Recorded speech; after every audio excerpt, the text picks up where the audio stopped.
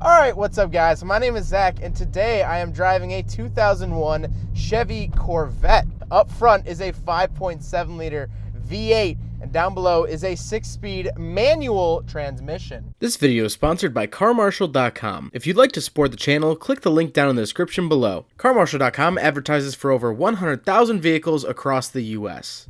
But let's get back to that 5.7 liter V8. Well, as you guys know, it's an LS. This is what this car is pretty much known for.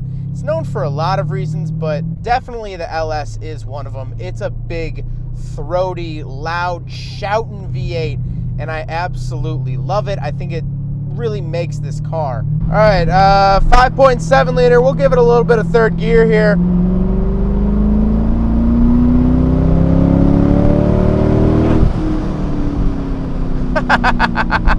The brakes work amazing as well, as you just saw. You gotta love the torque of an LS motor. I mean, that is what these things are made to do. They're made, yes, of course, for high horsepower, but also that torque is just insane, and I absolutely love it. A little bit of second gear with the window closed. I mean, you just can't deny these are very, very powerful cars, even though this one is 18 years old. It's still powerful to this day. And that's what I love about it. I really do love LS motors. A lot of people are like, oh, you're a rotary guy, you should hate LS motors. I don't hate LS motors. I don't like them when they're put into RX-7s, because why do that to an RX-7 when you can literally just buy this? There's another C5. Now, like I said, paired to it is a 6-speed manual transmission, and that's really what we're going to be talking about for a majority of the review. Not a majority of the review, but it is a big talking point with this review because I have reviewed a black C5 Corvette before. This is a black C5 Corvette, but that one was an automatic, and so this is the actual manual. Couple things to note here. First of all Corvettes are actually rear transmission. I don't know if I said that in the last C5 Corvette review, but from the C5 onward, the transmissions are actually in the back. Now, this is for weight distribution because, you know, you got that heavy V8 up front, put the heavy trans in the back. It gives you better, closer to 50-50 weight distribution than you would having the engine and the trans sort of more towards the front of the vehicle. But this is the 6-speed manual. And so the clutch is decently light. It's not super heavy. It's not really aggressive at all, but the actual shifting throw is very, very stiff. It kind of wants to fight you to go into gear. It's not super happy about it. It really feels like you gotta kind of punch it. I'm not a big fan of the shift feel, although once you actually get into it, once you actually start nailing it, it is pretty satisfying once you do start nailing it in gear. But because of that weight, it does actually sort of guide itself into the next gate, if you will, very, very easily. Shifting it at speed, very, very easy. It's just a little bit heavier than what I'm used to. And of course, reviewing so many different cars, blah, blah, blah, this is definitely on the heavier side of the throw. Now, throughout the video, you might see me bouncing around a little bit. This does have slightly stiffer suspension.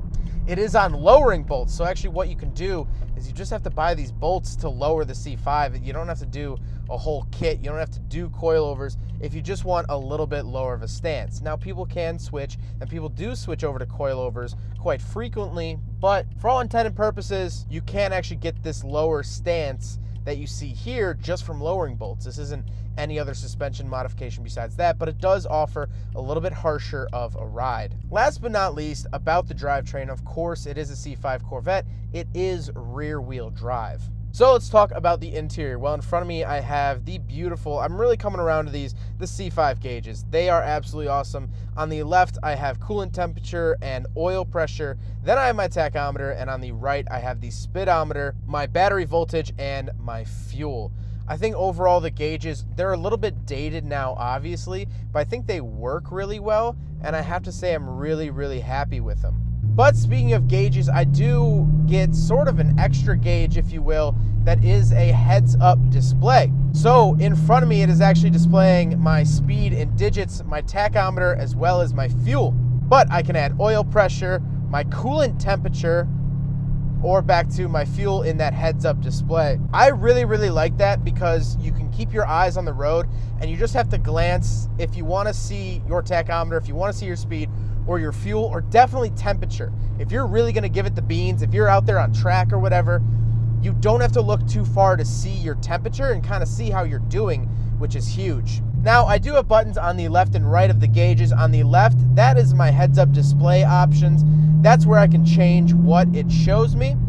And then on the right, I have fuel, gauges, trip, all of that stuff that you see on screen. That changes the little screen in the middle of the gauges, that little information center. This is a really, really basic, I don't want to say prehistoric, but prehistoric sort of information center in the gauge cluster, and that's how you change that info, which actually Chevy has always been good about giving people a ton of information. They are very, very good at this. Even the Silverados of about 2013 had a similar setup, but you can see literally anything you want. Any sort of readout or dial or number or digit or statistic you can read through the gauges. It's a little bit of a primitive readout, but it works. Now, the steering wheel has since been changed out. This is an NRG quick release because Max, the owner, which thank you, Max, for letting me do this, he does track this car.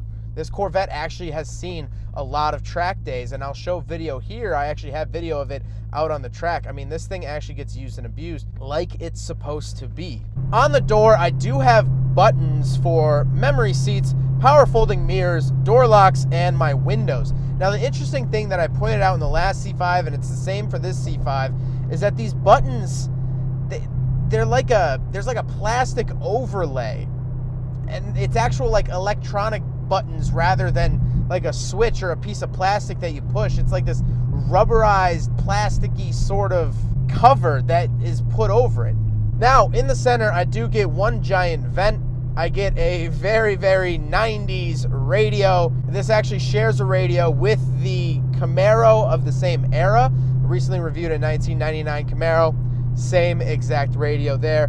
Climate controls are pretty basic, except for the fact that I do have dual climate zones, which I think is really, really cool, and something that I didn't really expect out of a 2001 car, let alone a Corvette, a more sporty car.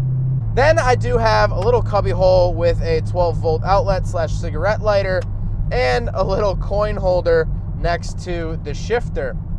Then we actually do have the shifter. I like the shifter a lot. This is not the factory shift knob, but I think overall the size, the shape of it, I like how it's pulled over towards the driver. I just think it works really, really well for the car. And then I do have a little button for active handling. This is essentially traction control, which typically goes out on these types of cars. It's something to look out for. ABS, traction control, I've seen a couple C5s that they can't do it anymore. Now, the seats are nice and comfortable. I don't know what the heck was up with the last one that I drove, but the seats were super slippery. These seats are not slippery. They must have had some type of vinyl protectant on those old ones. These are great. They're nice and comfortable, and if 90s GM knows anything, it's how to make a comfortable car. This is a very comfortable car. I know you see me getting tossed around.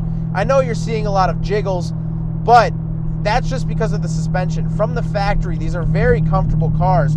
And so if you want to keep them comfortable, just don't modify the suspension and they'll be as comfortable as anything modern. But I don't actually have any back seats. The last thing to really talk about with the interior is the Targa top, in which is removable. I think it looks absolutely amazing. It really adds another whole characteristic to the C5 because you can remove this entire panel, but also while you're driving, you kind of feel like you're in a spaceship just a little bit. I really, really like that. I think that there's almost nothing else like that in today's modern car world. What car has a roof like this that's removable? The Tesla has a giant glass roof, and there's a lot of luxury cars that have giant glass roofs, but they're not really that removable, and they're definitely not two-door sports cars. Now we got to talk about the looks. I am slowly really falling in love with the C5, and the reason for that is because the last two that I've driven, this one and the previous one, have both been black, and I think that that is probably the best color for them. I don't really like the very flashy yellow or the flashy red. I don't like that. I don't know why. I think it's too flashy, and it just reminds me of one of those fake Hot Wheels cars. You know, when Hot Wheels makes a car, but it's not a real car. It reminds me of that, but this looks classy, it looks sleek, and it looks more like a weapon than a vehicle. I mean, this thing is something that Max takes to the track, and he does his business. He rips it up, and he goes home. That's what this car is for, and that's exactly what it looks like. The wheels are bronze Z06 wheels. They're actually, all 4 of them are Z06 rear wheels. So the Z06 normally comes with a staggered setup, and Max is running 285 tires at all 4 corners, which is just, it's the grippy of the grip. You are not breaking traction in this thing. But overall, I have to say I'm really, really impressed with the C5. Even though I've driven one before, the manual transmission definitely makes, oh, hello, NSX. Hi. That was a really cool NSX. I think the manual transmission definitely changes everything. I mean, it really does. It makes the car so much more engaging. It feels so much more alive. And I feel like I'm actually driving something that was designed to be driven rather than, honestly, the last C5 felt like a grandpa car. Oh man, the sounds, the sights, the smells, everything about this car is just, it's right. And I understand why people love C5 Corvettes. They just do everything quite right. Is this the perfect car for me? No. Would I buy a C5 Corvette? Probably not. But that's because that's my own personal taste and nothing else besides that. If you're looking to get into cars and you have a C5 Corvette in your budget, please go look at them, test drive one.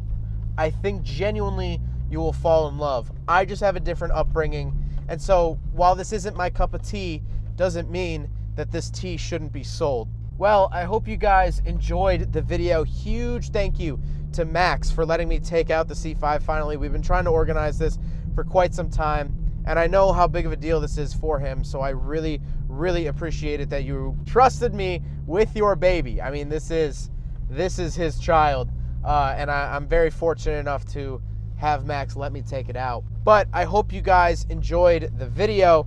Don't forget to rate the video, comment on the video, and subscribe if you really like to. Take care, guys. There goes a sight from my soul.